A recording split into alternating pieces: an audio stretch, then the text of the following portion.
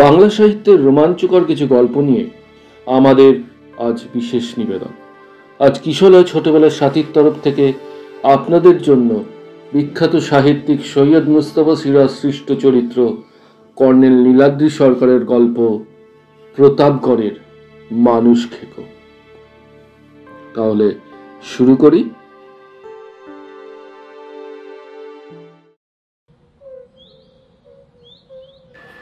আগে জানলে এ বুড়োর পাল্লায় কিছুতেই পড়তুম না। ঢের ঢের বুড়ো মানুষ দেখেছি, গ্রীষ্মকালে তারা নাতির হাত ধরে পার্কে গিয়ে বসে থাকেন এবং শীতের সময় ঘরের কোণে আলোয়ান মুড়ি দিয়ে কাগজ পড়েন। দু চারজন বুড়ো মানুষ অবশ্যই নেতা হয়ে দেশ শাসন করেন। খবরের কাগজের খবর জোগাড় করতে গিয়ে তাদের সঙ্গে চেনা জানাও হয়েছে অল্প স্বল্প, কিন্তু তারা কেউই এর মতো পাহাড় জঙ্গলে বুনো ঘোড়ার দাপটে ছোটাছুটি করে বেড়ান না। স্রেফ দুখানা ঠ্যাঙের জোরেই কিংবা প্রজাপতি বা পাখির পেছনে বাচ্চা ছেলের মতো হন্য হয়ে ঘোরেন না তারা। এই বুড়োর কাণ্ড কারখানাই অদ্ভুত। নইলে এই জানুয়ারির হাড় কাঁপানো শীতে কেউ প্রতাপগড়ের জঙ্গলে ক্যামেরা নিয়ে রাত বিরেটে টোটো করে ঘুরবে কোন সাহসে? বিশেষ করে যে জঙ্গলে সম্প্রতি একটা মানুষ খেকো বাঘের দৌরাত্ম্য চলছে। জঙ্গলে রাত বিরাতে ক্যামেরার কথা শুনে কেউ যদি ভাবে নিশ্চয়ই ফ্ল্যাশ বাল্বের সাহায্যে জন্তু জানোয়ারের ছবি তোলা হচ্ছে, তাহলে সে মস্ত ভুল করবে। ক্যামেরাটাও বিষম বিদঘুটে। ভুতুরে বলতেও আমার আপত্তি নেই, কারণ ও তো ফ্ল্যাশ বাল্বের দরকারই হয় না। অথচ অন্ধকারে লেন্সের সামনে কমপক্ষে 20-25 মিটার দূরত্বে 180 ডিগ্রির মধ্যে যা কিছু থাকে সবেরই ছবি উঠে যায়। শাটার টেপার জন্য কারোর বসে থাকারও দরকার নেই। ওটার ইলেকট্রনিক ব্যবস্থা এত সূক্ষ্ম আর স্পর্শকাতর যে শুধু দরকার লেন্সের সামনে ওই দূরত্বের মধ্যে মাটিতে একটুখানি কাঁপন। কোনো জন্তু মাটিতে হাঁটলেই কিছু না কিছু কাঁপন জাগে, সেই যথেষ্ট শাটার ক্লিক করাতে। প্রতাপগড় জঙ্গলের বাংলোয় রাত 10টায় যখন উনি ফিরে এলেন ক্যামেরার ফাঁদ পেতে, আমি তখন ফায়ার প্লেসের সামনে ইজি চেয়ারে বসে কড়া কফি খাচ্ছি আর পরদিন সকালে কেটে পড়ার মতলব ভাবছি। কি শীত কি শীত! বিহারের শীতের নামডাক আছে জানতুম, কিন্তু প্রতাপগড় এলাকা যে উত্তর মেরুরই ছোট ভাই সেটা জানতে বাকি ছিল। Hello darling. যথারীতি সম্ভাষণ করে উনি টুপি ও ওভারকোট খুললেন এবং আমার পাশে বসে মৃদু হেসে বললেন, জয়ন্ত কি আমার উপর রাগ করেছো? আমার কাঁধে একটা হাত রেখে অন্য হাতে কফির মগ ধরে উনি হঠাৎ চাপা স্বরে বললেন, ডার্লিং, আশা করছি কাল সকালের মধ্যে তোমার চোখ ছানা বড়া হয়ে ওঠার মতন এক অত্যদ্ভুত ছবি তোমায় দেখাতে পারবো। অতএব ধৈর্য সহকারে অন্তত একটা দিন অপেক্ষা করো। এবং জয়ন্ত, এমনও হতে পারে তুমি এবার প্রতাপগড় থেকে তোমার দৈনিক সত্যাসেবকের জন্য একটি রোমাঞ্চকর সংবাদও সঙ্গে নিয়ে যেতে পারবে। ওর লোভ দেখানো কথায় একটুও না গলে বললুম, কিসের ছবি দেখাবেন? আর গত রাতে তো ঝর্ণার জল খেতে আসা এক পাল হরিণের ছবি উঠেছিল আপনার ক্যামেরায়। কাল বড় জোর দেখবো হয়তো একটা রোগা বাঘ। ঠিক বলেছো ডার্লিং। বুড়ো সাদা দাড়ি খামচে ধরে হাসলেন, তারপর অভ্যাস মতো টাকে সেই হাতটা বুলিয়ে কি একটা ফেলে দিলেন। দেখলুম লাল রঙের একটা পোকা। অনেক সময় তাকে মাকড়সার জাল বা পাখির বিষটাও দেখেছি। বুড়ো পোকাটার গতিবিধিতে নজর রেখে বললেন, বাঘের ছবি দেখাবো, তবে যে সে বাঘ নয়, সেই কুখ্যাত মানুষ খেকো বাঘ। সরকার তার যাকে ধরার জন্য পুরস্কার ঘোষণা করেছে। বিরক্ত হয়ে বললুম, ধরুন তাই না হয় হলো। মানুষ খেকো বাঘটার ছবি আপনার ক্যামেরার সামনে এসে হাজির হবে, তাহলে শিকারী ভদ্রলোকদের বললেন না কেন? ওরা তো বাঘটাকে মারার জন্য হন্যে হচ্ছেন। আজ বিকেলে আপনার সামনেই ওরা দুজনে বেরিয়ে গেলেন। কোথায় মোষের বাচ্চা বেঁধে রেখে গাছের উপর মাচান করে বসে থাকবেন সারা রাত, খামোকারও কষ্ট পাবেন ঠান্ডায়। আমার কথার জবাব দেওয়ার জন্য ঠোঁট ফাঁক করেছেন এমন সময় চৌকিদার দরজায় উকি মেরে একটু কেশে বলল, हुजूर, कर्नल साहब, खाना तैयार है। हुकुम हुआ तो अभी लाएगा। জরুর। বলে কর্নেল সাহেব অর্থাৎ আমার বৃদ্ধ বন্ধু কর্নেল নীলাদ্রি সরকার ওরফে বুড়ো ঘুঘু অভ্যাস মতো বুকে ক্রস এঁকে যথার্থ ধার্মিকের মতো খাদ্য গ্রহণে প্রস্তুত হলেন।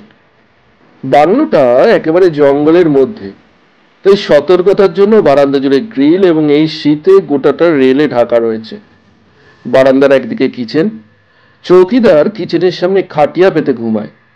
সম্প্রতি মানুষ খেকো বাঘের উপদ্রব হওয়াতে সে আরো সতর্কতার জন্য পাশে একটা টর্চ আর বল্লমও রাখে। কর্নেল বুড়ো মানুষ খেকোর ভয় তুচ্ছ করে এত রাত অবধি জঙ্গলে ঘোরেন এবং নিরাপদে ফিরে আসেন।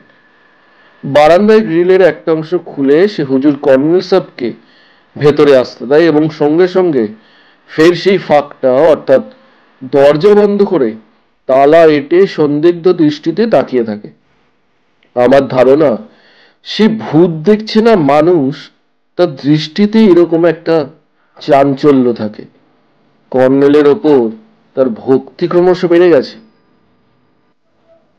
জেলি মাখানো মোটা মোটা চাপাটির সঙ্গে বুনো মুরগির মাংস বেশ জমিয়ে খাওয়া গেল। খেতে খেতে কর্নেল আমার সেই কথাটার জবাব দিলেন।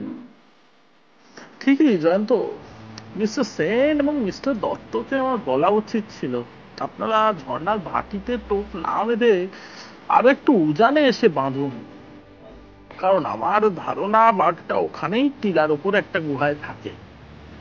তার পায়ের ছাপও খুঁটিয়ে দেখেছি আমি। জঙ্গলবিদ্যায় আমারও কিঞ্চিত জ্ঞানগম্যি আছে। তাহলে বললেন না কেন? কর্নেল বললেন,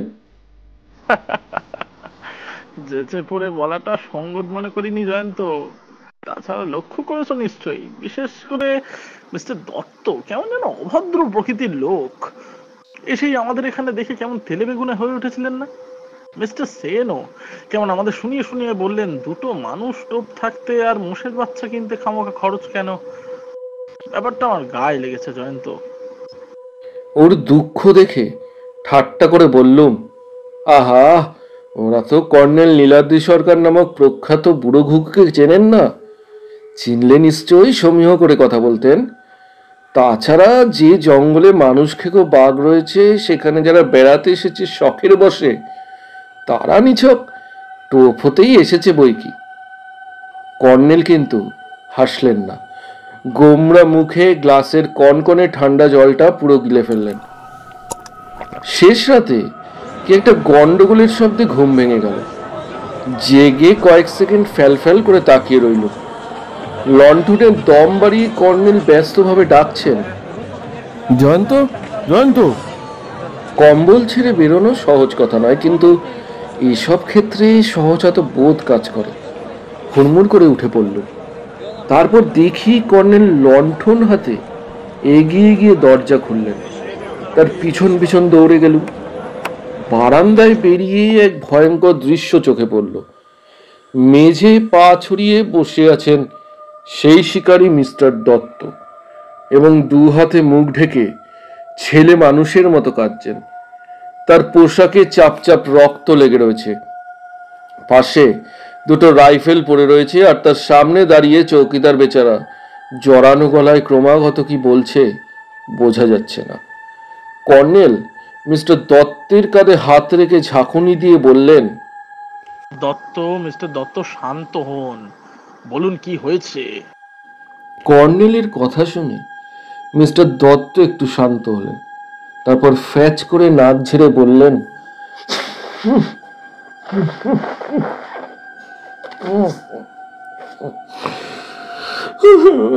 আমি কি করব, কি করব আমি? আমার সারা জীবনের সঙ্গী, আমার প্রাণের বন্ধু অমল, অমল, আমি কি করব? কর্নেল বললেন, মিস্টার দত্ত শান্ত হন, শান্ত হন, কি হয়েছে বলবেন তো। মেজাজে মিস্টার দত্ত বিকৃত মুখে বললেন, বুঝতে পারছেন না মশাই কি হয়েছে? অমলকে বাঘে মেরে ফেলেছে। কেমন করে ওর স্ত্রী ছেলে মেয়েদের সামনে এই মুখ দেখাবো জানি না। এটাই অনুমান করেছি ততক্ষণে। কর্নেল ওর কাজ ছেড়ে উঠে দাঁড়ালেন, তারপর বললেন, সর্বনাশ, মিস্টার সেন কি মানুষকে খুব বাঘটা মেরে ফেলেছে? কিন্তু কিভাবে ব্যাপারটা ঘটলো বলুন তো মিস্টার দত্ত? আপনারা কি ঠিক একই মাঝানে ছিলেন? দত্ত সাহেব রুমালে চোখ নাক মুছে বললেন, একই মাচানে তো ছিল, কখন বাঘটা চুপি চুপি গাছে উঠেছিল টের পাইনি। আমার একটু তন্দ্রা মতো এসছিল, হঠাৎ অমলের আর্তনাদে জেগে গেলুম। টর্চ জ্বালতে দেখি, উফ উফ, সে কি বিভৎস দৃশ্য! বাঘটা অমলের গলা কামড়ে ধরে ঝাঁপ দিল। কর্নেল বললেন, আপনি নিশ্চয়ই গুলি করেননি? ওর রাইফেলটাও তো নিয়ে এসছেন দেখছি। দত্ত সাহেব শ্বাস টেনে বললেন, "আহ, আমার গায়ে ধাক্কা লেগেছিল, টর্চ টর্চ আর রাইফেল নিচে পড়ে গেছিল তক্ষুনি। অমল।" তারপর তারপর কি হলো? আমি দম আটকানো গলায় প্রশ্ন করলাম। মিস্টার দত্ত বললেন, তারপর তারপর কিভাবে যে পালিয়ে এসেছি আমিই জানি। এই দেখুন, কত জায়গায় চড়ে গেছে, আর এই দেখুন কত রক্ত, অমলের রক্ত। কর্নেল একটু ভেবে নিয়ে বললেন, বড্ড দেরি হয়ে গেছে।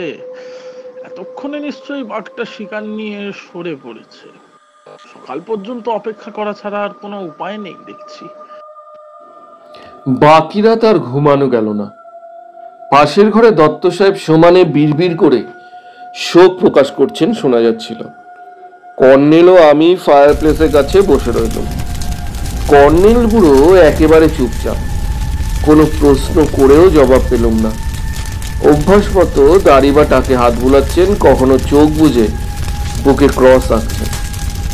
জঙ্গল ও পাহাড় জুড়ে ঘন কুয়াশা, রোদ বাড়লে সেটা কাটলো। তখন কর্নেল আমাকে নিয়ে বেরোলেন। দত্ত সাহেবকে দেখলাম লনে রোদে বসে আছেন, হাতে রাইফেল, হিংস্র চেহারা, লাল চোখ। কর্নেল ডাকলেন, আসুন মিস্টার দত্ত, আপনার বন্ধুর ডেড বডি খুঁজে পাই নাকি দেখি। দত্ত সাহেব উঠলেন, ওই শয়তানটাকে খতম না করে আর আমি কলকাতা ফিরছি না, এই আমার প্রতিজ্ঞা। যেতে যেতে কর্নেল বললেন, প্রথমে আমাদের মাচানের ওখানে যাওয়াটাই উচিত। মিস্টার দত্ত শুধু বললেন, বাংলো থেকে ঝোপ জঙ্গলে ভরা ঢাল বেয়ে আমরা ছোট্ট একটা সোতার ধারে পৌঁছলাম, যেটা একটু দূরে ঝর্ণা থেকে বয়ে এসেছে। পাথরের ওপর দিয়ে ঝিরঝিরে স্বচ্ছ জল বইছে। ধারে ধারে কিছুটা যাওয়ার পর মিস্টার দত্ত বললেন, ওই যে ওইখানে। চারপাশে ঘন গাছপালা, মধ্যিখানে এক টুকরো ফাঁকা ঘাস জমি।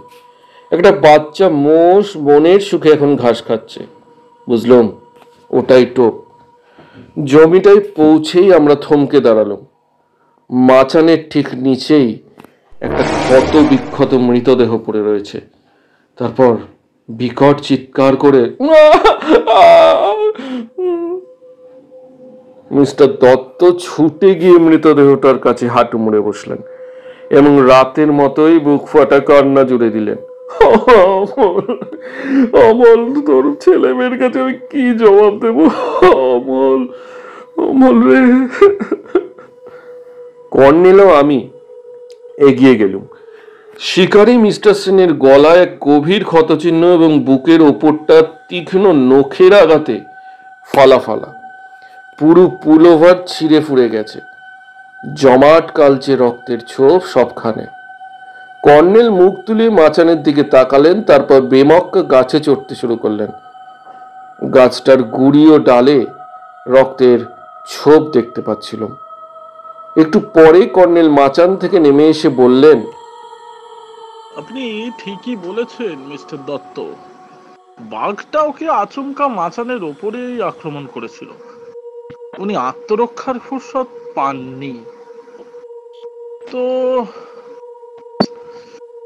ডেড বডিটা দত্ত সাহেব শান্তভাবে বললেন, চৌকিদারকে বলেছি কজন লোক ডেকে আনতে, জিপে করে কলকাতা নিয়ে যাব, কিন্তু জানি না অমলের সেই স্ত্রীর সামনে দাঁড়াবো কোন মুখে। অমল।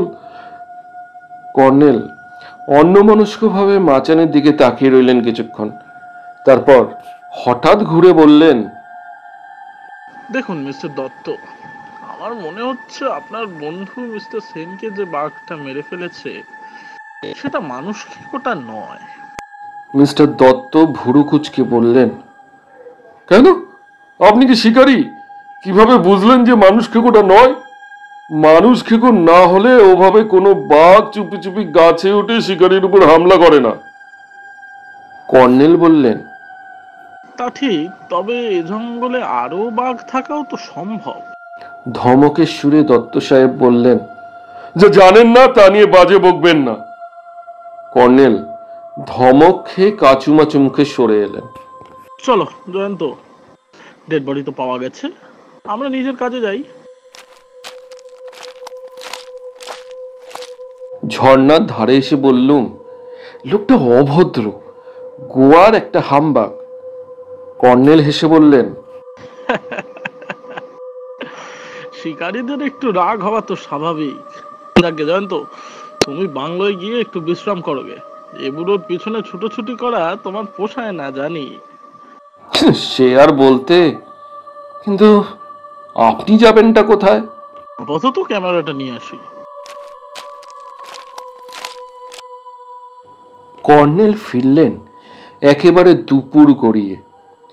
তারপর খেয়ে দিয়ে ফিল্ম ডেভেলপ করতে বাথরুমে ঢুকলেন। ওটাই ওর ডার্ক রুম। রাতে ঘুমায়নি, তাই আমি কম্বল মুড়ি দিয়ে শুয়ে পড়লুম। সেই ঘুম ভাঙল কর্নেলের ডাকাডাকিতে। জয়ন্ত জয়ন্ত, শিগগিরই সব গুছিয়ে নাও, আমরা এক্ষুনি রওনা দেব। জিপ এসে গেছে। বললুম, সে কি অরণ্য পিপাসা এরই মধ্যে মিটে গেল? নাকি মানুষকে কেউ বাঘের আতঙ্কে? আর জিপ কোথায় পেলেন? আমরা এই অবেলায় যাবই বা কোন চুলোয়? বুড়ো ঘুঘু রহস্যময় হেসে বললেন,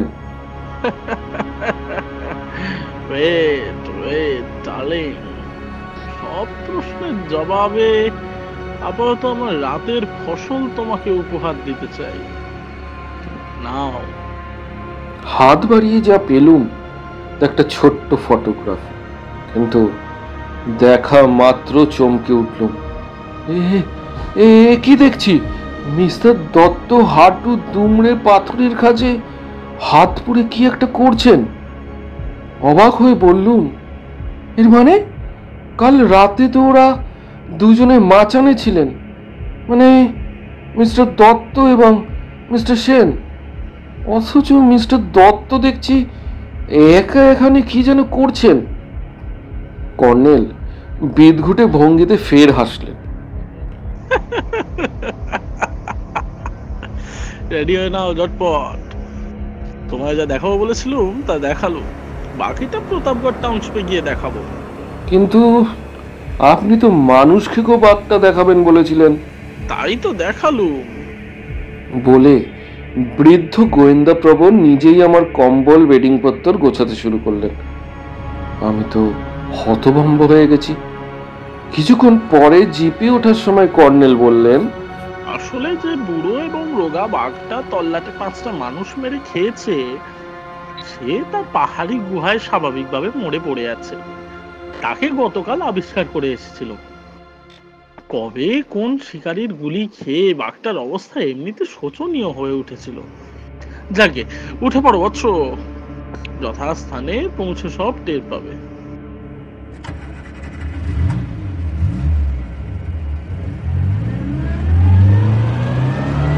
প্রতাপগড় টাউনশিপে পৌঁছতে প্রায় সন্ধ্যা হল।